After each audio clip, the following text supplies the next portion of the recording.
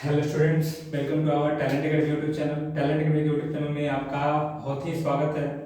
चलिए देखिए, आज हम लोग पढ़ने वाले हैं कंसंट्रेशन क्लास 11th और क्लास 12th के स्टूडेंट के लिए बहुत ही इंपॉर्टेंट टॉपिक है और बहुत सारे बच्चों को इसमें डाउट होता है।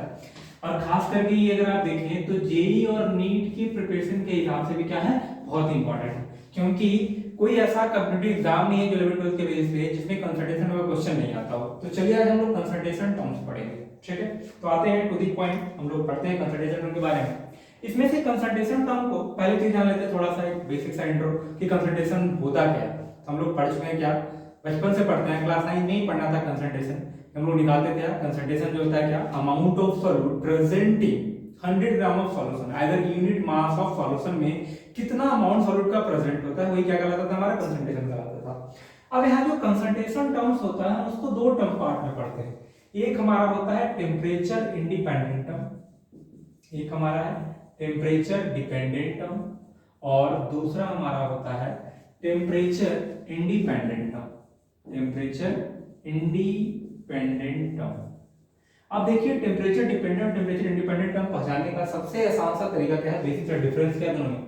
आपको यहाँ एक टर्म दिखेगा जो कि होता है वॉल्यूम का, यानी हमेशा टेम्परेचर डिपेंडेंट वाले टर्म में क्या दिख जाएगा, आपको वॉल्यूम दिखेगा, जबकि टेम्परेचर इंडिपेंडेंट वाले टर्म में वॉल्यूम कहीं भी आपको दिखाई नहीं देगा। तो चलिए, टेम्परेचर डिपेंडेंट टर्म में हम लोग को पढ़ना क्या क्या, पहले ये भी देख लेते हैं। तो पहला चीज हम लोग को जानना है क्या, पहला टॉपिक हमारा होता है परसेंटेज वेट बाय वॉल्यूम, और दूसरा पढ़ना होता है परसेंटेज वॉल्यूम बाय वॉल्यूम। ये हमारा पहला। दूसरा हम लोग को पढ़ना होता है पीपीएम, जिसको कि हम लोग जानते हैं पार्ट्स पर मिलियन के हिसाब से, पार्ट्स पर मिलियन। पीपीएम होता है वेट बाय वॉल्यूम, और उसी तरह से होगा क्या, ppm volume by volume. Third हमारा होता है पीपीबी, जिसको कि हम लोग जानते हैं पार्ट्स पर बिलियन के नाम से, पार्ट्स पर बिलियन। और ये हमारा हो जाएगा वेट बाय वॉल्यूम, उसी तरह से हो जाएगा पीपीबी वॉल्यूम बाय वॉल्यूम। ये हो गया मेरा। उसके बाद सबसे इंपॉर्टेंट हमारा आ जाता है, और सबसे इंपॉर्टेंट जो है वो है हमारा मोलारिटी, और मोलारिटी से ही रिलेटेड हमारा होता है स्ट्रेंथ। ये भी इंपॉर्टेंट है हमारे लिए। उसके बाद हम लोग को पढ़ना है नॉर्मेलिटी, एंड आफ्टर दैट उसके बाद हम लोग को पढ़ना है क्या, फॉर्मेलिटी। तो ये हमारा हो गया क्या, टेम्परेचर डिपेंडेंट, जिसके बारे में हम लोग को जानना है। और अगर हम बात करें टेम्परेचर इंडिपेंडेंट टर्म की, इसमें हम क्या क्या पढ़ेंगे, तो पहला पढ़ेंगे परसेंटेज वेट बाय वेट, क्योंकि देखिए यहाँ वॉल्यूम नहीं आ रहा है, यहाँ दोनों में वॉल्यूम आ रहा था। हम बता चुके हैं टेम्परेचर डिपेंडेंट टर्म में क्या था, वॉल्यूम आता है, और टेम्परेचर इंडिपेंडेंट टर्म में वॉल्यूम नहीं होता है। तो परसेंटेज वेट बाय वेट हो गया। दूसरा क्या होगा हमारा, पार्ट्स पर million weight by weight, ppm weight by weight. उसी तरह से क्या होगा, PPB weight by weight. Clear है हमारा। उसके बाद हम क्या पढ़ेंगे इसमें, तो एक हमारा टर्म आ जाता है सबसे इंपॉर्टेंट, वो है हमारा मोलैलिटी। ये क्या है हमारा, मोलैलिटी। और उसके बाद एक हमारा पढ़ना होता है क्या, मोल फ्रैक्शन। तो ये सारा हमारा टर्म्स है, जिसमें से टेम्परेचर डिपेंडेंट में ये सारे पढ़ने हैं, और टेम्परेचर इंडिपेंडेंट टर्म में ये सारे पढ़ने हैं। तो चलिए हम स्टार्ट करते हैं। अब स्क्रीनशॉट ले लेंगे इस चीज का। तो चलिए हम स्टार्ट करते हैं। सबसे पहले हम लोग पढ़ेंगे टेम्परेचर डिपेंडेंट टर्म के बारे में। अब एक एक करके हम सारे टेम्परेचर डिपेंडेंट टर्म के बारे में पढ़ेंगे और देखते जाएंगे, और जब सारा क्लियर हो जाएगा हमारा, तब इसके पे क्वेश्चन भी करेंगे। लेकिन पहले सारा क्या करेंगे, हम जान लेंगे और उसके बाद क्वेश्चन स्टार्ट करेंगे। तो चलिए देखते हैं। तो पहला हमारा टर्म है क्या, परसेंटेज वेट बाय वॉल्यूम, या तो होगा क्या, परसेंटेज वॉल्यूम बाय वॉल्यूम। दोनों सेम चीज है। कंडीशन क्या इसमें होता है, या तो आप चाहे तो सेपरेटली पढ़ सकते हैं, चलिए हम आपको सेपरेटली ही बताते हैं। परसेंटेज वेट बाय वॉल्यूम में क्या होगा हमारा, weight of solute divided by weight, यानी कि सॉरी वॉल्यूम ऑफ सॉल्यूशन, और इनटू क्या होगा हमारा 100। अगर आप करेंगे परसेंटेज वॉल्यूम बाय वॉल्यूम, तो लिखेंगे क्या, volume of solute divided by volume of solution, और इनटू क्या हो जाएगा आपका 100। क्लियर है। उसके बाद हमारा उसी तरह से आ जाएगा क्या, पीपीएम वेट बाय वॉल्यूम। तो क्या लिखेंगे हम लोग, weight of solute divided by volume of solution into यहाँ परसेंट था तो इनटू 100 की, यानी कि पर 100 था तो इनटू 100। यहाँ पर मिलियन है तो क्या करेंगे 10 का पावर 6 यानी कि पर मिलियन करेंगे। उसी तरह से अगर हम देखिए पीपीएम वॉल्यूम बाई वॉल्यूम, तब भी हम क्या लिखेंगे weight of solute divide by volume of solution और इनटू क्या होगा 10 टू द पावर 6। उसी तरह से अगर आप पीपीवी देखें वेट बाई वॉल्यूम या तो क्या हो वॉल्यूम बाई वॉल्यूम, दोनों को एक साथ देखते हैं तो क्या लिखेंगे ऊपर weight either volume of solute divided by volume of solution और इनटू यहां पर बिलियन है तो क्या करेंगे इनटू 10 टू द पावर 9 यानी कि पर बिलियन इनटू बिलियन करेंगे। तो ये हमारा बेसिक सा एक कंसंट्रेशन टर्म। उसके बाद हमारा जो मेन टॉपिक है वो हम स्टार्ट करते हैं, जो कि सबसे पहला टॉपिक हमारा है और वो है हमारा क्या मोलैरिटी।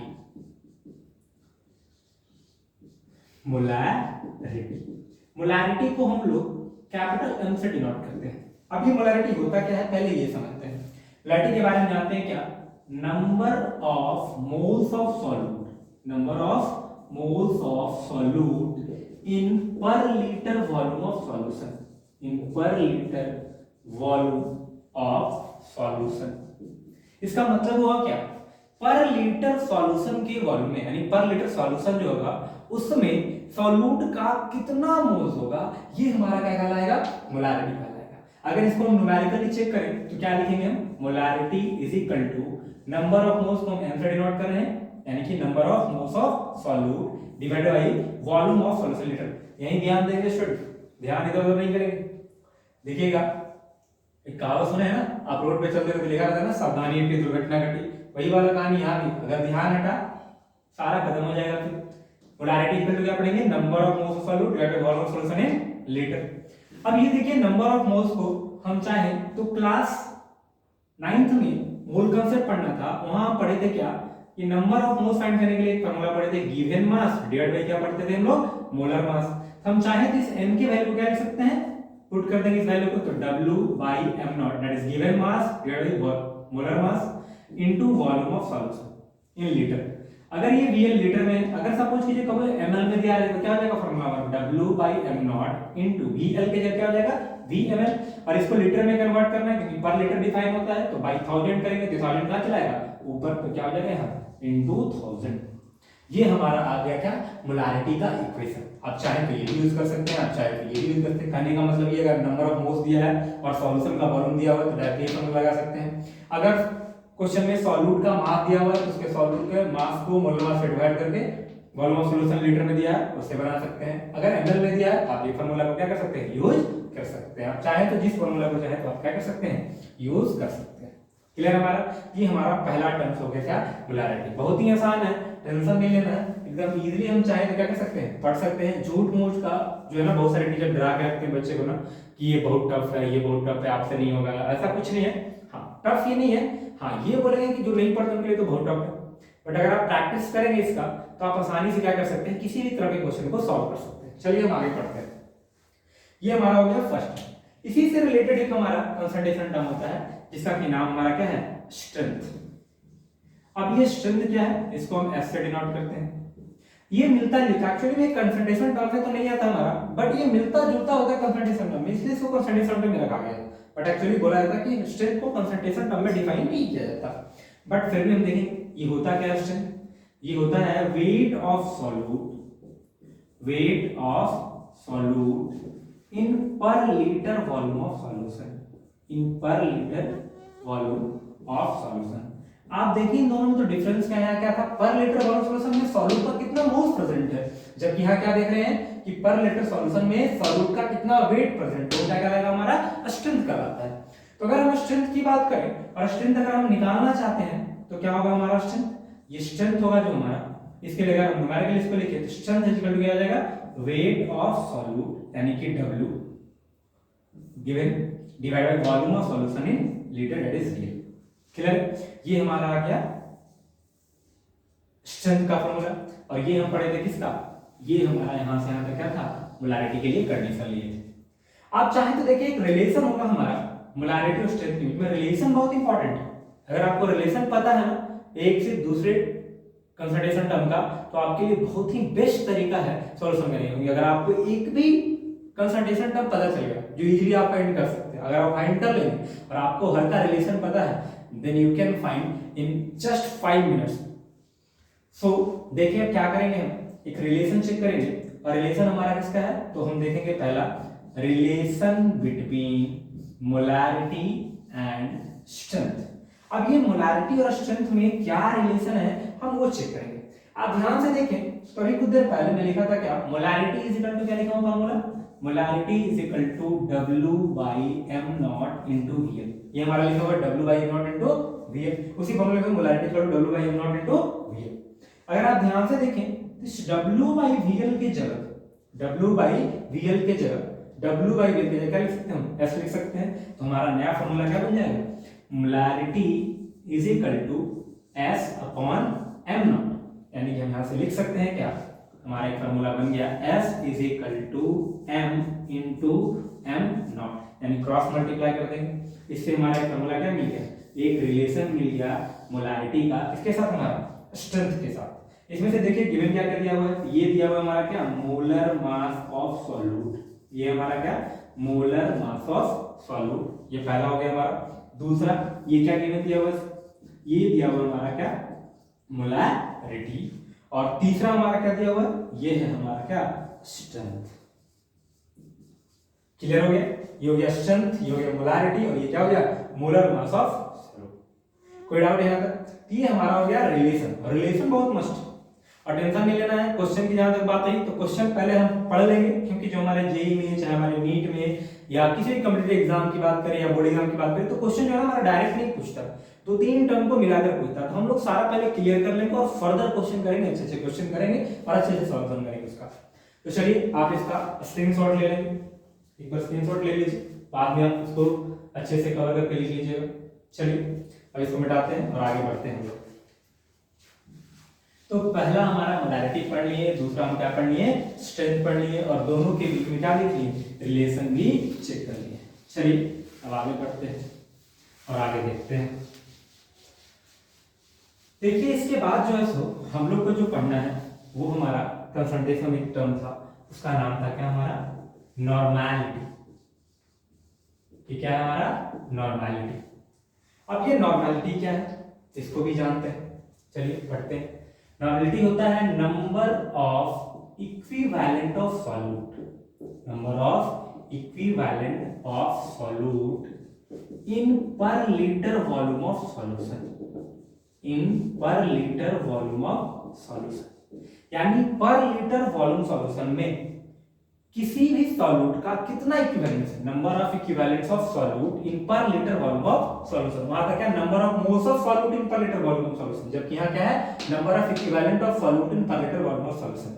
1 लीटर सॉल्यूशन में सॉल्यूट का कितना इक्विवेलेंस है। अगर न्यूमेरिकली इसको रिप्रेजेंट किया जाए तो आप चाहें तो देख सकते हैं, नॉर्मैलिटी को हम लोग रिप्रेजेंट करते हैं कैपिटल N से। अब देखिए इसको न्यूमेरिकली रिप्रेजेंट करेंगे तो क्या लिखेंगे, normality is equal to number of equivalent, जिसको कि हम लोग क्या से रिप्रेजेंट करते हैं, इक्वी से रिप्रेजेंट करके, इस पूरे टर्म को किससे रिप्रेजेंट करेंगे हम, इक्वी से रिप्रेजेंट करते हैं, divided by volume of solution in litre, यानी n is equal to equi by v। उसी तरह से जैसे अभी कुछ देर पहले हम लोग नंबर ऑफ मोल्स निकालना सीख रहे थे, उसी तरह से इक्विवेलेंट निकालते हैं, नंबर ऑफ इक्विवेलेंट। तो नंबर ऑफ इक्विवेलेंट निकालने का फॉर्मूला आता है हमारा given mass divided by equivalent mass.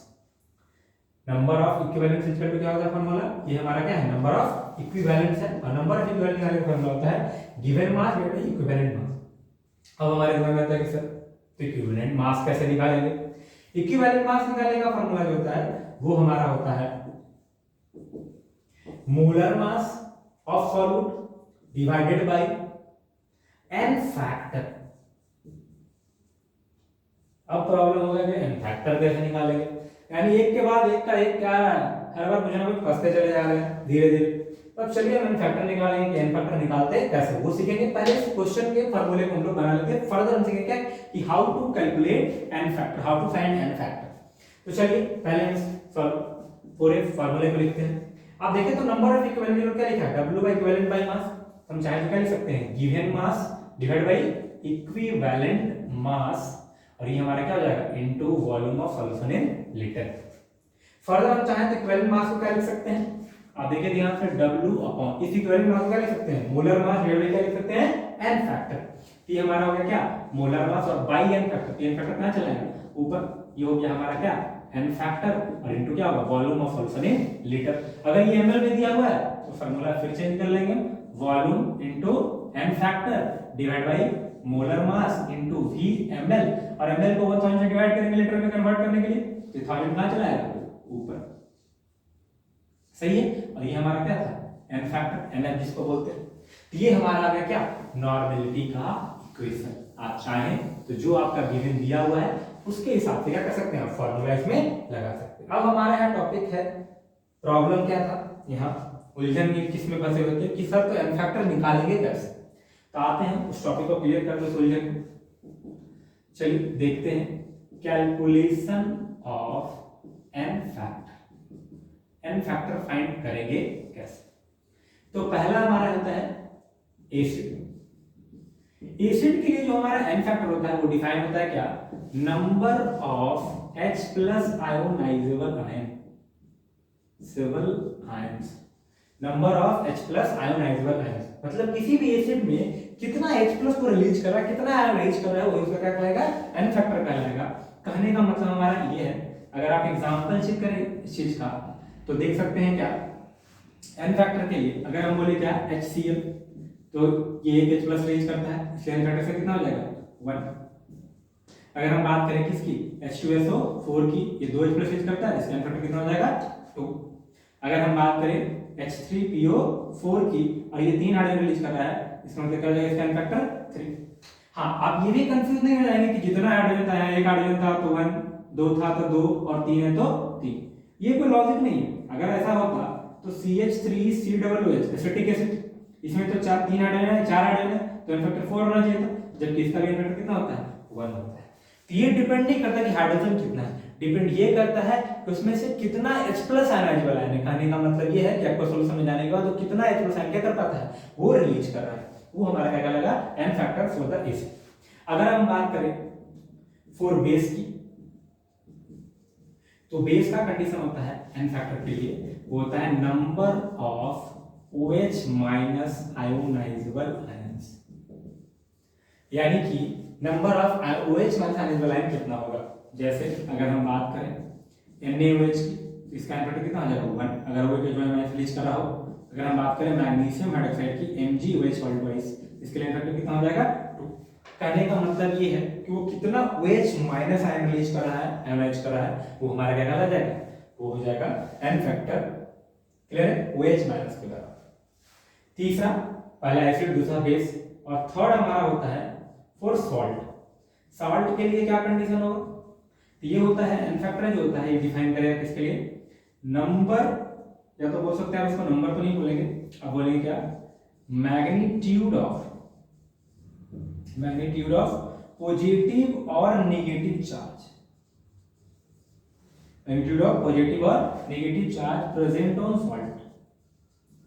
Salt में जो पॉजिटिव और नेगेटिव चार्ज प्रेजेंट होता है, या तो पॉजिटिव या तो नेगेटिव, उसके मैग्नीट्यूड के बराबर होता है। मैग्नीट्यूड बोले तो क्या न्यूमेरिकल वैल्यू, प्लस चार्ज है माइनस चार्ज जो मैटर नहीं करता, या तो प्लस चार्ज को लिखिए या तो माइनस चार्ज को लिखिए, क्योंकि उससे फर्क पड़ने वाला है नहीं, हमको उसके मैग्नीट्यूड को देखना है, नंबर को देखना है। जैसे फॉर एग्जांपल अगर हम देखें, नाम सुने हैं सोडियम क्लोराइड का NaCl, अगर आप देखें यहाँ -1 है, क्या होगा +1, तो इस हिसाब से इसका n फैक्टर कितना होना चाहिए 1, क्योंकि मैग्नीट्यूड कितना है, पॉजिटिव का भी 1 है और नेगेटिव वाले का भी कितना है 1 है। दूसरा अगर हम देखें, जैसे सपोज करें एल्यूमिनियम क्लोराइड AlCl3, अगर आप इसकी बात करें तो देखिए क्या, इस पे -1 तो 3 बन जाए 3, और यहाँ पे कितना हो जाएगा +3, तो इसका फैक्टर कितना हो जाएगा। यानी कहने का मतलब हमारा ये है कि एसिड के लिए हो जाएगा n factor number of H plus ion, और बेस के लिए हो जाएगा number of OH minus ion, और सॉल्ट के लिए क्या हो जाएगा हमारा number of magnitude of positive और negative charge present on the salt. Clear है यहाँ, इसमें बड़ा। उसी तरह से रेडॉक्स के लिए होता है, बट वो डिफाइन नहीं होता, उसका ज्यादा इंपॉर्टेंस नहीं है, इसलिए हम उसके बारे में जानेंगे नहीं। बस आप अगर कभी मे भी अगर क्वेश्चन आ गया तो आप ये भी ध्यान रख लेंगे उसके बारे में कि उसका कंडीशन होता है क्या, कि कितना इलेक्ट्रॉन का ट्रांसफर है, वो क्या कहला जाएगा उसका n फैक्टर, यानी कितने का चेंज आ रहा है। जैसे सपोज कीजिए अगर आयरन हमारा जीरो में ऑक्सीडाइज्ड स्टेट में, और जीरो से +3 में चला जाए या +2 में चला जाए, अगर +2 में गया है इट मींस उसका फैक्टर कितना आ जाएगा 2, अगर +3 में गया तो उसका फैक्टर कितना आ जाएगा 3, वो डिपेंड करेगा। ऐसे जनरली उससे बहुत क्वेश्चन बहुत सारे कम आते हैं। तो ये हमारा होगा क्या, नॉर्मलिटी निकालने का तरीका। जो हमारा सॉल्यूट होगा उसका जो एन फैक्टर रहेगा वो सेम फैक्टर को क्या करेंगे, पुट करेंगे, जिससे हमारा क्या हो जाएगा, सॉल्यूशन निकल जाएगा। क्लियर है यहाँ तक? आप इसका भी स्क्रीनशॉट ले लीजिए जल्दी से, फिर हम लोग आगे बढ़ेंगे। ले लिए, चलिए देखते हैं अब क्या करेंगे हम लोग। एन फैक्टर तो पढ़ लिए, नॉर्मलिटी पढ़ लिए, अब नॉर्मलिटी का मोलारिटी के साथ कुछ रिलेशन होगा। अगर हम उस रिलेशन की बात करें तो हमारा तो स्पेस यहाँ नहीं, तो इसको पहले इरेज कर लेता हूँ, उसके बाद बताता है। चलिए देखते हैं कि आप इस फॉर्मूले को याद रखेंगे या आपको नहीं याद रखेंगे तो रहने दीजिए, इसको यहीं पर रहने दें, अभी इसको इरेज नहीं कर रहे हैं, ठीक है। आप देख लेंगे पहले नॉर्मलिटी एंड फर्दर उसको इरेज करेंगे हम लोग, ठीक है। तो चलिए देखते हैं रिलेशन क्या हमारा, यानी कि हमारा टॉपिक है relation between molarity and normality. इसको इरेज इसलिए नहीं किया हूं ताकि आप रिलेशन अच्छे से समझ पाए। आप ध्यान से देखें तो नॉर्मलिटी के लिए फॉर्मूला क्या पढ़ रहे हैं, इस फॉर्मूले को अगर देखें ध्यान से तो लिखा है क्या हमारा, normality is equal to W by M naught into VL और इंटू क्या हमारा है एन फैक्टर, सही है। और कुछ देर पहले अभी पढ़े थे वो था क्या, W by M naught into VL, W by M naught into VL, ये हमारा क्या था, मोलारिटी था। अगर हम चाहें इसके जगह लिख सकते हैं N is equal to molarity into N factor, और ये तो बड़ा ही आसान हो गया। मतलब कि अगर आपको मोलारिटी पता है तो ये इक्विवेलेंट मास ही करने का जरूरत ही नहीं है आपको अगर मोलारिटी पता है तो एन फैक्टर से डायरेक्टली मल्टीप्लाई करके निकाल सकते हैं, नॉर्मलिटी निकाल सकते हैं। और नॉर्मलिटी पता है देन आप क्या कर सकते हैं, एन फैक्टर से डिवाइड करके मोलारिटी निकाल सकते हैं। ये तो हमारे लिए बहुत ही आसान का काम हो गया अगर रिलेशन हमको पता हो तो। अगर इसी से देखें आप एक और चीज समझ सकते हैं, नॉर्मलिटी के बारे में क्या पढ़े हैं, equi by VL, number of equivalence by volume. Molarity क्या होता है, N बाई VL और इनटू क्या हमारा एन फैक्टर। आप चाहें तो VL को कैंसिल करें तो आप यहां से ये भी लिख सकते हैं, number of equivalence is nothing but mole into N factor. हम चाहें तो नंबर ऑफ इक्विवेलेंस क्या कर सकते हैं, फाइंड कर सकते हैं। ये तो बड़ा ही आसान काम हो गया हमारे लिए। एक चीज यहाँ पर और देखेंगे, नोट करके इसका ध्यान देंगे, बहुत बार ऐसा क्वेश्चन भी आ चुका है प्रीवियस ईयर्स में, नीट में एक बार पूछा भी था इस तरह का क्वेश्चन कि अगर मान लीजिए कोई ऐसा दो कंसंट्रेशन टर्म बताना है जिसके कि एन फैक्टर, यानी कहने का मतलब क्या हो, दोनों बराबर हो जाए जब एन फैक्टर का वैल्यू कितना हो जाए 1 हो जाए। आप ध्यान से देखें एन फैक्टर का वैल्यू जब 1 होगा इन दोनों में से कौन सा ऐसा टर्म बराबर होगा, तो देखिए अगर एन फैक्टर का वैल्यू 1 तो मोलारिटी इनटू 1, यानी कि अगर एन फैक्टर का वैल्यू कितना है 1 है, इसका मतलब क्या है, नॉर्मलिटी हमेशा मोलारिटी के क्या रहेगा, बराबर होगा, सही। इसमें कोई डाउट है तो बोल सकते हैं। ये हमारा हो गया नॉर्मलिटी और उसका मोलारिटी और नॉर्मलिटी के साथ रिलेशन। आप इसका भी स्क्रीनशॉट लेंगे, चलिए काउंट करें 1 2 3 हो गया। चलिए इसको इरेज करते हैं और फर्दर आते हैं हम लोग नेक्स्ट कंसंट्रेशन टर्म के बारे में। अब देखिए जो नेक्स्ट कंसंट्रेशन टर्म है फॉर्मेलिटी, वो जनरली क्लास 12 के सॉल्यूशन चैप्टर में पढ़ना है हम लोग को। अब थोड़ा सा उसमें डाउट होगा आपको क्योंकि वो फर्स्ट टर्म पहली बार है तो थोड़ा सा दिक्कत होगा समझने में, बट डरेंगे नहीं, उसको आसानी से हम लोग समझ सकते हैं, कोई बहुत बड़ा चीज वो भी नहीं है। और वो है हमारा क्या, फॉर्मेलिटी। अब ये फॉर्मेलिटी क्या है, इसको हम लोग कैपिटल F से डिनोट करते हैं। जिस तरह से नॉर्मलिटी था number of equivalent of solute, उसी तरह से फॉर्मेलिटी होता है number of 4 moles of solute, number of 4 moles of solute. ये हो गया इसका क्या, number of 4 moles of solute in per litre volume of solution, पर लीटर वॉल्यूम ऑफ सॉल्यूशन। पर लीटर सॉल्यूशन में सॉल्यूट का कितना 4 मोल प्रेजेंट, जैसे मोल था नंबर ऑफ इक्विवेलेंट था, उसी तरह से हमारा क्या होता है 4 मोल होता है कि नंबर ऑफ 4 मोल्स कितना प्रेजेंट है। अब ये 4 मोल्स का कहानी क्या है, अगर हम इसकी बात करें तो हम जानते हैं क्या 4 मोल्स क्या होगा, कैसे निकालें, जब न्यूमेरिकल इसको रिप्रेजेंट करें तो फॉर्मेलिटी इज इक्वल टू होगा number of 4 moles of solute divided by volume of solution in litre. उसी तरह से जैसे नंबर ऑफ इक्विवेलेंट निकाल रहे थे तो 4 मोल्स अगर निकालना हो तो क्या लिखेंगे हम लोग, 4 मोल्स हमारा जो होता है वो होता है गिवन मास, क्या होगा हमारा गिवन मास, और डिवाइडेड बाय वो होगा फार्मूला मास, अब प्रॉब्लम हो गया कि ये फार्मूला मास क्या होगा सर, और ये कहाँ से आएगा। तो एक्चुअली जो फार्मूला मास है ना, ये हमारा होता है observed molecular mass, observed molecular sorry absorbed molecular mass. अब यहाँ घबराना नहीं है, ठीक है, 5 मिनट वेट करना है, 5 मिनट आपको सारा समझ में आ जाएगा, ठीक है। इसलिए घबराना नहीं कि ऑब्जॉर्ब क्या हो गया सर अचानक।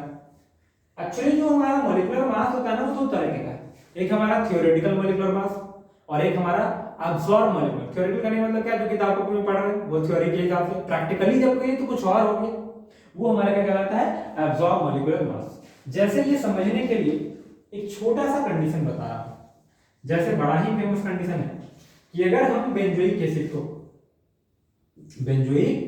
एसिड को अगर हम मिक्स करते हैं, बेंजीन में डालते हैं और उसका सॉल्यूशन बनाते हैं, तो एक्चुअली होता क्या है, ये जो हमारा बेंजोइक एसिड होता है, यानी कि इसका फॉर्मूला है C6H5, कार्बन के साथ डबल बॉन्ड से ऑक्सीजन है और सिंगल बॉन्ड से ऑक्सीजन और हाइड्रोजन जुड़ा हुआ है। इसका 2 मॉलिक्यूल C6H5 और ये रहा इसका कार्बन, इससे जुड़ा हुआ एक ऑक्सीजन, उससे जुड़ा हुआ एक हाइड्रोजन और इसके साथ डबल बॉन्ड से ऑक्सीजन जुड़ा। इसका 2 मॉलिक्यूल क्या करता है ना, ऑक्सीजन और हाइड्रोजन के साथ मिलके हाइड्रोजन बॉन्डिंग कर लेता है, इसको क्या बोलते हैं, हाइड्रोजन बॉन्डिंग। और इसका 2 मॉलिक्यूल मिलकर एक मॉलिक्यूल बनाता है। कहने का मतलब ये हमारा अगर कुछ बन रहा है उसको क्या बोलते हैं हम लोग, डाइमर बोलते हैं, क्योंकि 2 मिलकर एक बना है। इसको डाइमराइजेशन बोलते हैं। जैसे पॉलीमराइजेशन होता है ना, पॉलीमर होता था, बहुत सारे आइटम होता था, यहाँ पे डाइमर है क्योंकि 2 है, 2 मिलकर एक बना। अब देखिए हमारा थ्योरेटिकली अगर देखा जाए तो अगर आप बेंजोइक एसिड का थ्योरेटिकली अगर मोलर मास आप निकालते हैं इसका m0, तो ये जो m0 आएगा, जो हमारा ये थ्योरेटिकल मॉलिक्यूलर मास का आएगा, ये होता है 120 ग्राम पर मोल। अगर आप कैलकुलेट करेंगे तो आपका कितना आएगा, 122 ग्राम। जबकि जब ये डाइमर बन चुका है, जब 2 मॉलिक्यूल जुड़ के एक बन चुका है, अगर हम इसका मास निकालेंगे तो कितना आ जाएगा, मोलर मास, ये हो जाएगा हमारा 244 ग्राम पर मोल। मतलब जितना ये था उसका डबल हो गया। तो थ्योरेटिकली कुछ और था, लेकिन ऑब्जर्वेशन हमारा क्या आ रहा है, कुछ और आ रहा है। तो यही यहाँ पर जो मास यूज करते हैं हम लोग ना फॉर्मूला निकालने के लिए, वो कौन सा मास होता है हमारा, absorb molecular mass.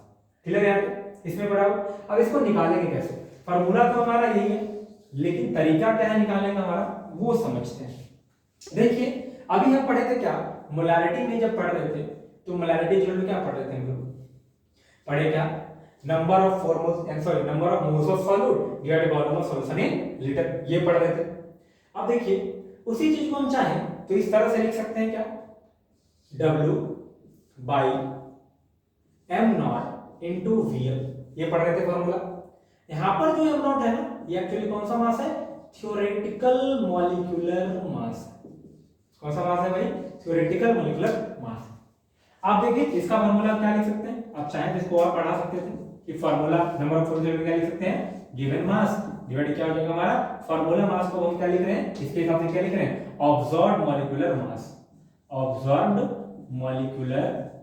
Molecular mass और इनटू क्या हो जाएगा, VL, volume of solution in litre. सही है। अब देखिए ध्यान से इस चीज को, फॉर्मूला इक्वल टू ए और मोलारिटी इक्वल टू बी। अब यहां से देखिए एक रिलेशन मिल जाएगा, ये तो फार्मूला हो ही गया, बट इसके साथ एक रिलेशन हम देखेंगे क्या, और वो सबसे इंपॉर्टेंट रिलेशन है जिससे हम इजीली मोलारिटी से क्या कर सकते हैं, फॉर्मेलिटी फाइंड कर सकते हैं, इतना कुछ निकालने का जरूरत नहीं पड़ेगा। क्या होता है वो कंडीशन, चला उसको सीखते हैं। देखिए आप ध्यान से, अगर इसको इक्वेशन 1 मान ले, इसको इक्वेशन 2 मान ले, ठीक है, इस वाले इक्वेशन क्या मान रहे हैं 1 और इसको मान रहे हैं क्या 2। तो देखिए क्या होगा, अगर हम क्या करते हैं F/m, क्या कर रहे हैं F/m, तो देखिए इस वाले से क्या मिलेगा, वैल्यू आएगा हमारा F, फॉर्मेलिटी क्या दिया हुआ भाई, तो given mass divide by absorbed molecular mass into क्या हमारा है VL, ये हो गया हमारा फॉर्मेलिटी, डिवाइड बाय क्या हो जाएगा हमारा मोलारिटी।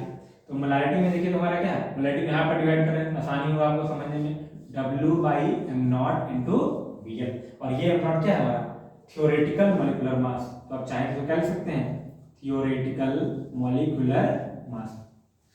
अब डिवीजन में इंटू करेंगे तो क्या हो जाएगा, W upon absorb molecular mass, short में लिख रहा हूँ कंफ्यूज मत होइएगा, इंटू VL और इंटू क्या हो जाएगा, theoretical molecular mass into VL और अपॉन क्या हो जाएगा W। ये W से W कैंसिल, VL से VL कैंसिल, तो बच गया क्या हमारा F/m इज इक्वल टू, इस चीज को इधर रहने देंगे, ये हो जाएगा हमारा क्या, theoretical molecular mass divide by absorbed molecular mass. सही है। और इस पूरे टर्म को, ये जो हमारा ये पूरा टर्म जो रेशियो आ रहा है ना थियोरेटिकल मॉलिक्यूलर मास और अब्सॉर्ब्ड मॉलिक्यूलर मास का, इसका जो वैल्यू होता है इसको बोलते हैं हम लोग I, जो हमारा क्या है वन ऑफ फैक्टर के नाम से जानते हैं इसको। ये हमारा बड़ा स्पेशल टर्म है, इसको क्या बोलते हैं हम लोग वन ऑफ फैक्टर। हो गया सॉल्यूशन। अगर आपको वन ऑफ फैक्टर गिवन है या फाइंड करना है तो आप इस तरीके से क्या कर सकते हैं, आई फाइंड कर सकते हैं। और देखिए यहां से हमारा रिलेशन मिल गया, बड़ा ही आसान सा। आप देखिए ध्यान से, तो F/m इज इक्वल टू क्या आ गया हमारा I। हम चाहे तो क्रॉस मल्टीप्लाई कर दें और लिख सकते हैं क्या, formality is equal to nothing but molarity into हमारा वन ऑफ फैक्टर। ये आई हमारा क्या है, वन ऑफ फैक्टर है। और F क्या है हमारा, ये हमारा आप ध्यान से देखें तो ये हमारा क्या था, फॉर्मेलिटी था। और ये हमारा जो कैपिटल एम यहाँ यूज कर रहे थे वो कैपिटल एम क्या था हमारा, मोलैरिटी था।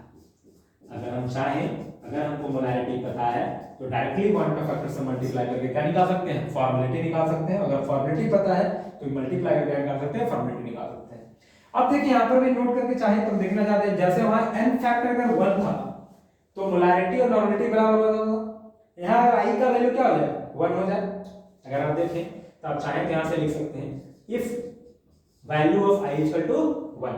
अगर I का वैल्यू क्या हो जाए, 1 हो जाए, तो हम बोल सकते हैं क्या कि फॉर्मेलिटी जो है सो हमेशा क्या रहेगा, मोलैरिटी के बराबर होगा। अगर I का वैल्यू क्या करते हैं, 1 कर दें। उम्मीद करते हैं कि आपको ये समझ में आया होगा। इसका स्क्रीनशॉट ले लेंगे और अगर पहले स्क्रीनशॉट लेगा 1 2 3। चलिए, अगर जिनको समझ में नहीं आया आप फर्दर चाहे तो क्या कर सकते हैं, आप पूछ सकते हैं कभी भी, ठीक है। आप डिस्क्रिप्शन में मोबाइल नंबर दे दूंगा जिससे आप व्हाट्सएप पे आप क्वेश्चन पूछ सकते हैं। और हमारा ऑफलाइन क्लास भी चलता है टैलेंट एकेडमी के नाम से हर रांची में। अगर आप रांची से हैं तो आप चाहे तो क्या कर सकते हैं, आप ऑफलाइन क्लास भी ज्वाइन कर सकते हैं, वो आपकी चॉइस है। चलिए इसको इरेज करते हैं। ये हमारा था क्या, टेम्परेचर डिपेंडेंट टर्म के बारे में, जो कि हम लोगों ने सारा पढ़ लिया। अब हम लोग बढ़ेंगे किसकी तरफ, टेम्परेचर इंडिपेंडेंट की तरफ। चलिए इसको मिटाते हैं और पढ़ते हैं टेम्परेचर इंडिपेंडेंट की तरफ।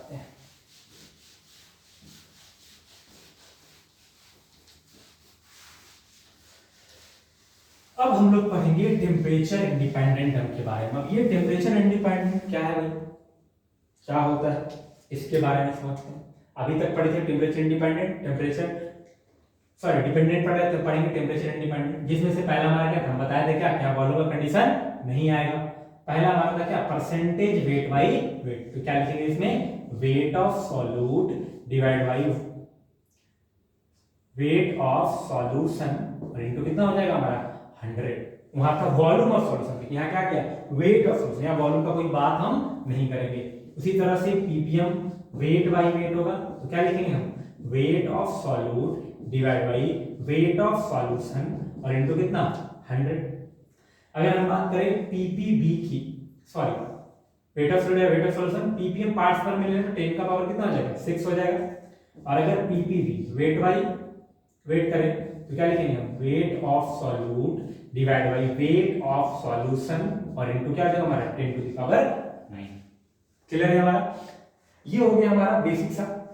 अब फर्दर हम लोग को जो इंपॉर्टेंट में पढ़ना है उसमें से पहला हमारा जो पढ़ना है वो है हमारा क्या, मोलैरिटी के नाम से जानते हैं।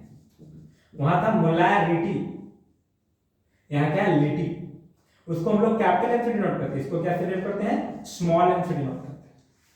अब ये मोलैरिटी क्या होता है इसके बारे में जानते हैं। तो मोलैरिटी क्या होता है हमारा, number of moles of solute, number of moles of solute. वहां था क्या, number of moles solute in per litre volume of solution, जबकि यहां मोलैरिटी में क्या होता है, number of moles of solute in पर केजी वेट ऑफ सॉल्वेंट, पर केजी वेट ऑफ सॉल्वेंट। यानी पर केजी सॉल्वेंट के वेट में कितना नंबर ऑफ मोल सॉल्यूट का प्रेजेंट है वो क्या कहलाएगा, हमारा मोलालिटी कहलाएगा।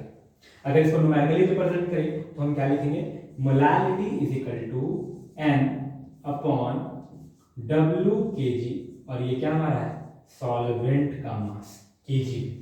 अगर इसी चीज को चाहें तो आप रिप्रेजेंट करते हैं, N को क्या लिख सकते हैं, given mass divide by molar mass. ये क्या है हमारा, weight of solute divide by molar mass of solute, और इनटू क्या हो जाएगा, W केजी सॉल्वेंट। सही है, ये हमारा आ गया क्या, मोलालिटी का फॉर्मूला। क्लियर हो गया। अब आते हैं, आगे बढ़ते हैं, और दूसरा हमारा है कंसंट्रेशन में क्या पढ़ना था भाई, तो दूसरा हमारा पढ़ना था एक इंपॉर्टेंट सा, और वो है हमारा मोल फ्रैक्शन। अब देखिए जैसे बचपन में फ्रैक्शन पढ़े थे ना 3 फॉर्म में, वही फ्रैक्शन यहाँ भी, बस डरा के रखा है मोल फ्रैक्शन। इसको रिप्रेजेंट करते हैं हम लोग किससे, x। यहाँ भी फ्रैक्शन निकालेंगे, नॉर्मल सा कंडीशन है। क्या फ्रैक्शन कैसे निकालते हैं तो समझेंगे इस चीज को। अगर हम मान लेते हैं कोई कंटेनर है जिसमें हम क्या रखते हैं, कोई सॉल्यूट ए है, मान लेते हैं क्या है, कोई सॉल्यूट है ए जिसका कि हमारा इस कंटेनर में कितना मोल है, Na मोल्स रखा है, और कोई सॉल्वेंट है B जिसका कि इस कंटेनर में कितना रखा है, Nb मोल्स रखा है। तो टोटल इस कंटेनर में कितना मोल्स आ गया, अगर टोटल देखा जाए तो क्या मिल जाएगा हमको, Na प्लस Nb। हाँ है ना, इसमें कोई डाउट है तो बोलिए। अब हमको मोल फ्रैक्शन निकालना है, तो मोल फ्रैक्शन निकालना है, अगर सॉल्यूट का निकालना, हम सॉल्यूट को A माने हैं तो लिख सकते हैं क्या, x है, तो x इज इक्वल टू क्या आ जाएगा, moles of solute Na, solute को क्या माने, A माने हैं, तो moles of solute divide by total moles. अगर इसको हम चाहें तो लिख सकते हैं क्या, Na अपॉन टोटल मोल क्या हमारा, Na plus Nb, Na plus Nb। उसी तरह से अगर हम सॉल्वेंट का मोल फ्रैक्शन निकालेंगे तो क्या लिखेंगे, Nb upon Nt, that is क्या हो जाएगा, Nb upon Na plus Nb। सही है, इसमें कोई डाउट है किसी को तो बोलिए। ये हमारा मिल गया क्या, मोल फ्रैक्शन सॉल्यूट का, दोनों साइड से, दोनों क्या कर लिए, फाइंड कर लिए। यहाँ से एक रिलेशन भी आता है, सबसे मोस्ट इंपॉर्टेंट रिलेशन होता है हमारा, और वो होता है क्या, XA प्लस XB का वैल्यू कितना आता है, 1 आता है।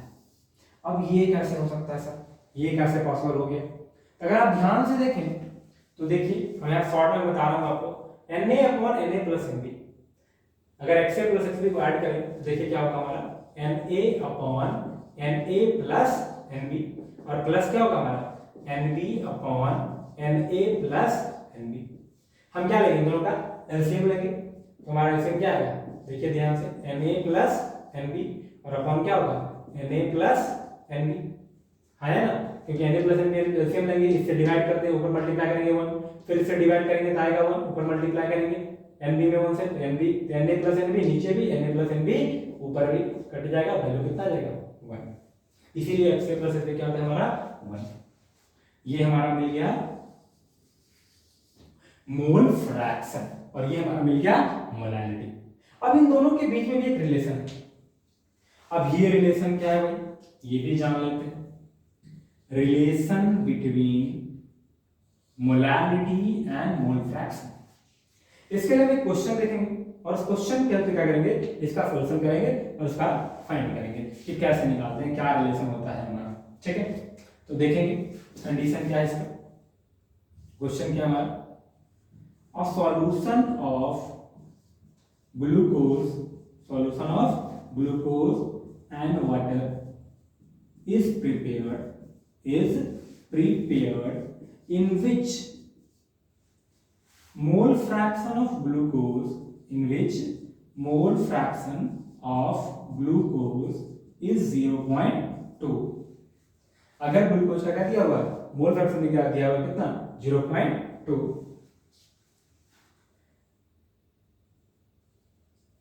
क्लियर हो गया, यहां तक कोई डाउट हमारा। A solution of glucose and water is prepared in which mole fraction of glucose is 0.2, यानी हमारा ग्लूकोज का मोल फ्रैक्शन दिया हुआ है, और अब क्वेश्चन पूछते क्या, then find molality of the solution। तो सॉल्यूशन का मोलालिटी हमारा क्या होगा, ये फाइंड करना है, ये हमारा क्वेश्चन। अब देखिए ध्यान से, इसको कैसे सॉल्यूशन करेंगे।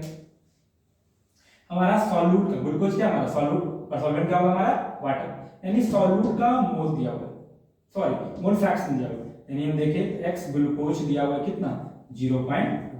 एक्स ग्लूकोज का फार्मूला क्या लिखते हैं, हम लिखते हैं क्या moles of glucose divided by क्या टोटल मोल्स, यानी कि moles of glucose plus moles of water, और ये वैल्यू दिया है 0.2। अगर हम लेट कर ले कि लेट टोटल मोल्स जो दिया हुआ कितना दिया हुआ 1 दिया है, अगर हम यहाँ 1 पुट करेंगे, जैसे ही एंटी का वैल्यू क्या करेंगे 1 पुट करेंगे, तो नंबर ऑफ ग्लूकोज का मोल कितना आ जाएगा हमारे पास 0.2। ग्लूकोज का मोल तो क्या आ गया मिल गया। हमको मोलैलिटी निकालना है, तो मोलैलिटी निकालने के लिए क्या कंडीशन चाहिए भाई, अगर मोलैलिटी फाइंड करना है तो मोलैलिटी निकालने के लिए कंडीशन हमारा क्या चाहिए, क्या फार्मूला होता है हमारा मोलैलिटी का, तो हम जानते हैं क्या मोलैलिटी इज इक्वल टू पढ़े क्या number of moles of solute in W kg solvent, ये ना पढ़े नंबर ऑफ सॉल्यूट और W kg सॉल्वेंट। तो नंबर ऑफ मोल्स तो मिल गया हमको सॉल्यूट का, ग्लूकोज था सॉल्यूट वो मिल गया उसका मोल। अब आना है क्या सॉल्वेंट का हमको मास चाहिए केजी में। सॉल्वेंट क्या हमारा भाई तो वाटर है। देखिए आप ध्यान से वाटर का वेट निकालेंगे कैसे, मास निकालेंगे कैसे, अगर आप देखेंगे इस चीज को तो कैसे फाइंड कर पाएंगे, आप ध्यान दीजिएगा इस कंडीशन को। टोटल मोल्स 1 दिया हुआ है और ग्लूकोज का मोल कितना मिल गया सॉल्यूशन में, एन ग्लूकोज कितना मिल गया हमारा, ये हमारा ग्लूकोज जो था वो क्या था 0.2। टोटल सॉल्यूशन में था क्या ग्लूकोज और वाटर था, ग्लूकोज हमको क्या चल गया पता चल गया कि 0.2 है, टोटल 1 था, तो हमारा बचा हुआ क्या है H2O, ये ना 0.8।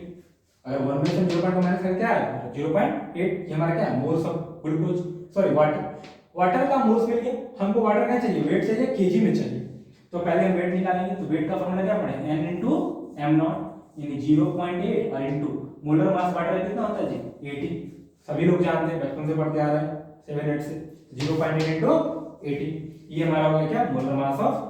अब ये हमारा वेट आ गया सॉल्वेंट का किसमें ग्राम में, हमको किसमें चाहिए भाई तो W kg में चाहिए, तो kg के लिए क्या करेंगे 0.8 into 18 डिवाइड कितना हो जाएगा हमारा 1000 kg, ये हमारा आ गया सॉल्वेंट का।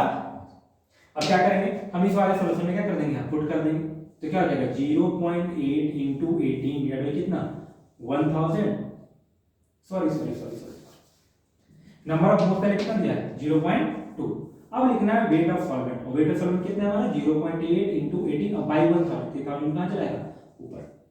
अगर आप इसको कैलकुलेट करेंगे इसका तो आंसर आ जाएगा, बट हमको आंसर तो निकालना नहीं था, हमको तो क्या चाहिए था इसका चाहिए था रिलेशन की क्या रिलेटिव नॉर्मेलिटी के साथ। आप ध्यान से देखिएगा यहाँ पर अगर हम चाहें तो यहाँ क्या कर सकते हैं, इस 0.2 को देखो क्या कर रहे हैं, 0.2 को तो 0.2 रहने दिए, अब 0.8 को लिख रहे हैं क्या 1 माइनस 0.2 लिख सकते हैं कि नहीं लिख सकते, क्योंकि 1 माइनस 0.2 कितना है 0.8 आएगा। अब देखिए यहीं से हमारा क्या निकल गया फार्मूला निकल गया, ये किसके लिए फार्मूला लिख रहे थे भाई तो मोलैलिटी के लिए लिख रहे थे आया ना, तो अगर हम चाहें तो यहाँ लिख सकते हैं क्या मोलैलिटी इज इक्वल टू ये 0.2 देखिए तो क्वेश्चन में क्या दिया हुआ है mole fraction of glucose, glucose क्या था हमारा सॉल्यूट था, तो हम लिख सकते हैं क्या मोलैलिटी इज इक्वल टू ये क्या हमारा mole fraction of solute into कितना होगा 1000। क्लियर है, इसमें कोई डाउट नहीं, समझ में आ रहा है हम क्या बोलना चाह रहे हैं, ये हो जाएगा हमारा क्या मोल्स ऑफ सॉल्यूट इनटू कितना हो जाएगा 1000 डिवाइडेड बाय, इसको डिवाइड कर देंगे, किससे डिवाइड करेंगे भाई तो 1 माइनस 0.2 ये 1 minus moles of sorry mole fraction of solute और इनटू ये 18 क्या था molar mass of solvent, molar mass of solvent, और ये हमारा क्या हो गया मोल फ्रैक्शन से मोलैलिटी फाइंड करने का छोटा सा एक रिलेशन। समझ में आ रहा है, ये सब रिलेशन क्या है बड़ा इंपॉर्टेंट है, जितने भी रिलेशन पढ़े हैं वो सारे के सारे रिलेशन क्या है इंपॉर्टेंट। तो ये हमारा था सारा का सारा क्या कंसंट्रेशन टर्म, जो कि हम लोगों ने सारा का सारा कंसंट्रेशन टर्म टेम्परेचर डिपेंडेंट और टेम्परेचर इंडिपेंडेंट का दोनों का सारा क्या कर लिया पढ़ लिया। क्लियर है यहाँ तक, अब आगे बढ़ते हैं और हम आते हैं कुछ क्वेश्चंस और कुछ क्वेश्चन करके चेक करते हैं। चलिए पहले इसको इरेज करता हूं और एक क्वेश्चन करवाता हूं।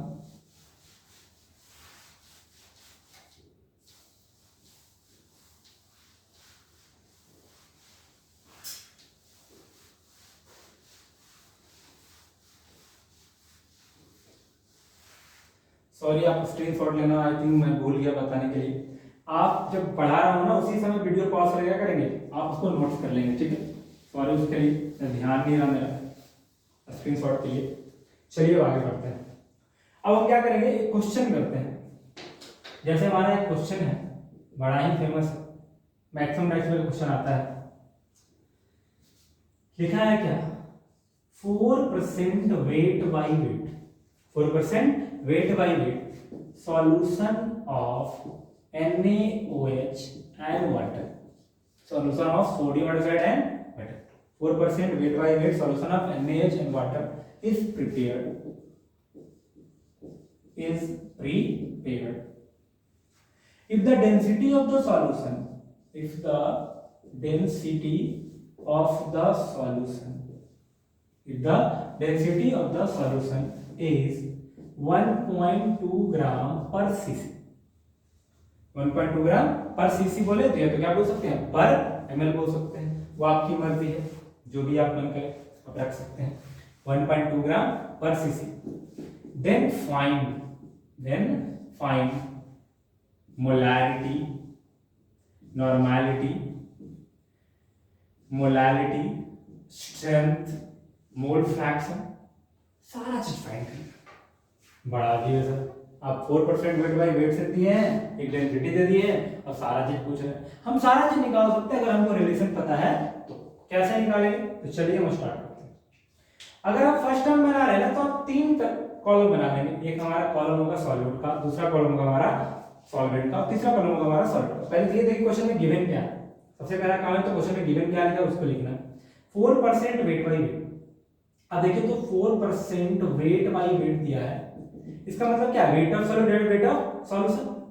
अब इसका फार्मूला क्या पढ़े थे, वेट ऑफ सॉल्यूट, अगर आप देखें ध्यान से, दिए 4% क्या है और कुछ नहीं बल्कि क्या दिया हुआ है, weight of solute divide by wait of solution, और इनटू कितना 100 करते थे तो याद आता 4%, है ना। अगर हम लेट कर ले, सपोज करते हैं क्या, हम लेट कर ले रहे हैं क्या, लेट वेट ऑफ सॉल्यूशन जो है वो कितना मान ले रहे हैं, 100 ग्राम। अगर हम वेट से 100 ग्राम मानते हैं तो 100 में 100 कट जाएगा, यानी कि वेट ऑफ सॉल्यूट कितना हो जाएगा हमारा, वेट ऑफ सॉल्यूट जो हो जाएगा वो कितना जाएगा हमारा, 4 ग्राम। अब हमारे पास 3 कॉलम मिले, कौन कौन सा कॉलम मिला भाई, एक हमारा मिल गया किसका, सॉल्यूट का कॉलम, दूसरा हमारा मिल गया क्या, सॉल्वेंट का कहानी, और तीसरा हमारा क्या मिल गया, सॉल्यूशन का। सॉल्यूशन वाले को हम यहाँ लिख रहे थे, ठीक है। डब्ल्यू सॉल्यूशन जो लीड किए थे वो कितना किए थे, 100 ग्राम। सॉरी यहाँ लिखा था पहले क्या, सॉल्यूशन का, और इस वाले में हम जो लेट किए थे, और वो लेट क्या किए थे, let weight of solution that is 100 gram. सही है। अब देखिए सॉल्यूट का वेट पता है, सॉल्यूट हमारा क्या है, NaOH हमारा क्या होगा, सॉल्यूट होगा, और H2O क्या होगा हमारा, सॉल्वेंट होगा। सॉल्यूट का मास पता है, हम सॉल्यूट का मोलर मास निकाल सकते हैं, molar mass of solute NaOH का क्या होगा, सोडियम का 23 होता है, प्लस ऑक्सीजन 60, 39 और प्लस 1 हाइड्रोजन कितना हो जाएगा, 40 ग्राम पर मोल। गिवन मास पता है, मोलर मास पता है, हम क्या निकाल सकते हैं, मोल निकाल सकते हैं। फार्मूला पढ़े W/m0 that is 4/40 that is 1/10 मोल, या तो आप 0.1 मोल बोल सकते हैं या तो क्या बोल सकते हैं 1/10 मोल।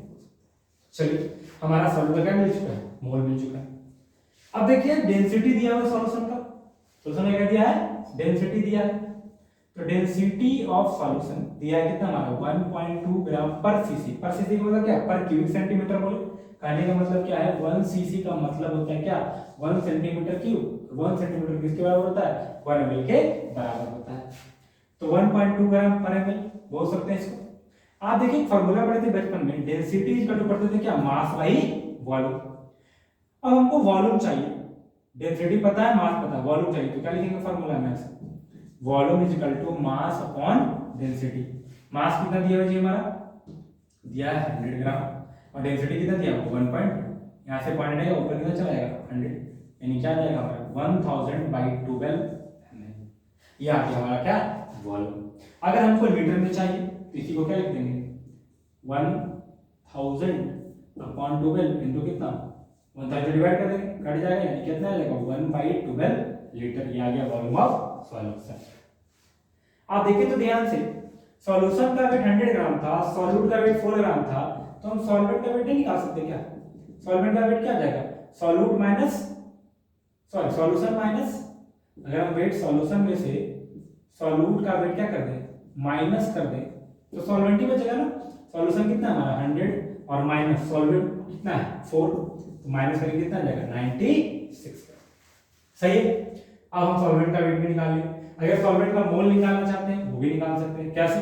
तो मोलर मास, सॉल्वेंट हमारा क्या है वाटर था और यहाँ सॉल्यूट क्या था हमारा NaOH। तो H2O का मोलर मास कितना होता है 18, सब जानता है। 16 ऑक्सीजन का 2 हाइड्रोजन का 18 हो गया। इसका मोल निकालेंगे, क्या निकालेंगे W/m0 दैट इज 96 बाई क्या 18। ये हमारा क्या आ गया मोल आ गया। चलिए जो क्वेश्चन था सारा डेटा क्या कर चुके हैं हम लोग फाइंड कर चुके हैं। अब सारा चीज फाइंड कर सकते हैं। जैसे पहला हमारा जो सॉल्यूशन था वो था क्या मोलैरिटी फाइंड करना था। आकर देखते हैं मोलैरिटी कैसे फाइंड करेंगे। पहला मोलैरिटी का फॉर्मूला क्या पढ़े N/Vn, number of mole solute पर लीटर वॉल्यूम ऑफ सॉल्यूशन। तो नंबर ऑफ मोल्स कितना दिया हुआ है 1/10 upon volume of solution in litre.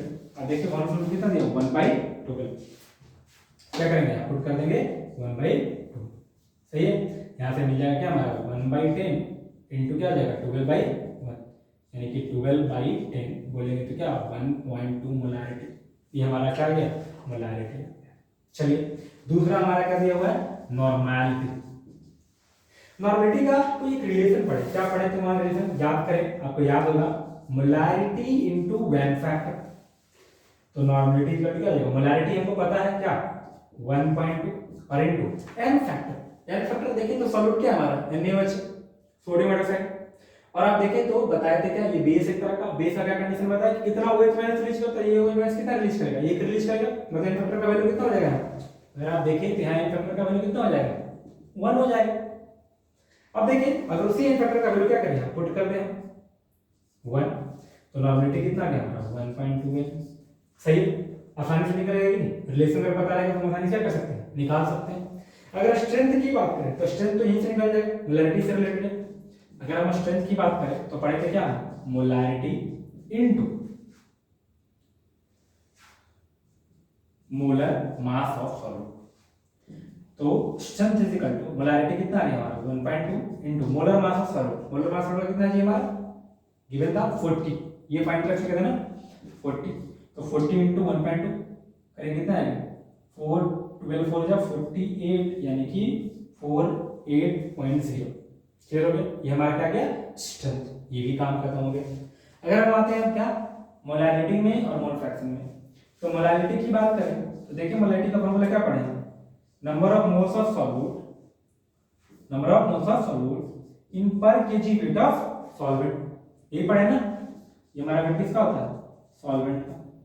Solute का मोल्स पता है तो क्या 1/10 मोल्स डिवाइड बाय सॉल्वेंट का वेट पता है। सॉल्वेंट क्या है हमारा 96 ग्राम, ग्राम में केजी में कन्वर्ट करना क्या लिखेंगे 96 और बाई कितना हो जाएगा 1000। तो इसको क्या लिखेंगे हम 1/10 इंटू 1000/96 कैंसिल हो जाएगा, आ जाएगा कितना 100/96। अब इसको डिवाइड कर लेंगे 1 पॉइंट समथिंग आएगा, वो क्या आ जाएगा हमारा मोलालिटी आ जाएगा। सही है। इसके बाद देखिए हमारा एक और बच गया क्या मोल फ्रैक्शन नंबर 5। अगर हम मोल फ्रैक्शन निकालते हैं सॉल्यूट बोले तो क्या NaOH का।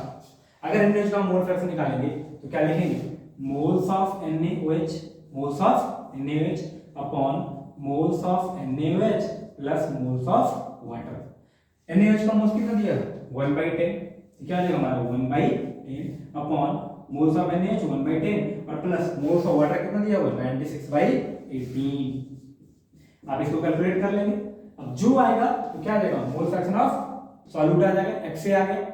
x भी निकालना है तो जो वैल्यू आएगा 1 में माइनस कर दिए, पता चल जाएगा क्या हमारा कि वाटर का मोल फ्रैक्शन क्या होगा। तो ये हमारा था इसका सॉल्यूशन। इसी तरह से बहुत सारे क्वेश्चंस होते हैं। मैं क्या करूंगा डिस्क्रिप्शन में एक पीडीएफ भी दे दूंगा ताकि आप क्या करेंगे उसका भी सॉल्यूशन बनाएंगे। चलिए आप इसका स्क्रीनशॉट जल्दी से ले लीजिए। 1 2 3 हो गया स्क्रीनशॉट।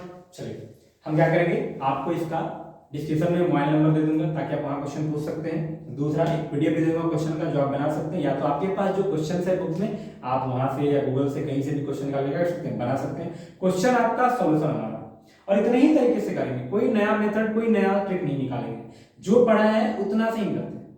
मेरा वो नहीं करना है ना कि क्वेश्चन कहीं मान लो हम जो पढ़ाए हैं उसी हिसाब से क्वेश्चन आपका सॉल्यूशन हमारा। हाँ, इसमें से कुछ कुछ क्वेश्चन टॉपिक जो है ना हमारा छूटा है, जैसे कि मिक्सचर का जो क्वेश्चन आता है, जो चीज मिक्सचर मिला हुआ है उसके लिए क्या कंडीशन लगाते हैं, तो हम पढ़ेंगे फर्दर। वो क्वेश्चन से वो पढ़ने का टॉपिक नहीं, वो हमारा क्वेश्चन से एक तरीके का है। जैसे मान लीजिए अगर आप शॉर्ट में देखना चाहते हैं तो हम वो भी आपको समझा रहे हैं 2 मिनट में, इसको मिटा दे रहा हूँ मैं। जैसे मान लीजिए कोई मिक्सचर है तो उस तरह का कंडीशन उसके लिए क्या डिफाइन होता है वो भी देख ले रहे हैं 2 मिनट में, क्यों उसको रहने देंगे हम लोग, ठीक है। तो चलिए ये हमारा क्या है M1V1, मान लो कोई मोलैरिटी दिया था, कोई वॉल्यूम सॉल्यूशन में दिया था और ये बराबर है किसके M2V2, ये मिक्सचर का कंडीशन है।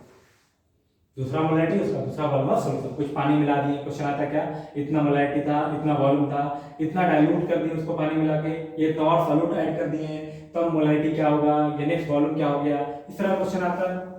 देखिए उसी तरह से क्या कह सकते हैं N1V1 इज इक्वल टू क्या, सॉरी N2V2, ये नॉर्मलिटी वाला कंडीशन है। इसी तरह का मिक्सचर का क्वेश्चन है, तो क्वेश्चन देख के ही कर सकते हैं आप, क्वेश्चन पूछिए सॉल्यूशन हमारा रहेगा। चलिए आज के लिए इतना ही, कंसंट्रेशन टर्म हमारा क्या हो गया, खत्म हो गया। उम्मीद करते हैं कि आपको समझ में आएगा। अगर कहीं भी डाउट हुआ है तो आप फर्दर जरूर पूछें, आप वीडियो में कमेंट कर सकते हैं, आप नंबर पे ही मैसेज कर सकते हैं, जो भी आपको डाउट हुआ। सभी के लिए थैंक यू, जो वीडियो देख रहे हैं उनको थैंक यू वेरी मच, और लाइक करें, शेयर करें और सब्सक्राइब करें इसी तरह से, ताकि मैं भी और आगे क्या कर सकूं, इस तरह का वीडियो और ज़्यादा बना सकूं, ताकि आपके लिए क्या हो, हेल्पफुल हो सके। चलिए मिलते हैं, थैंक यू सो मच।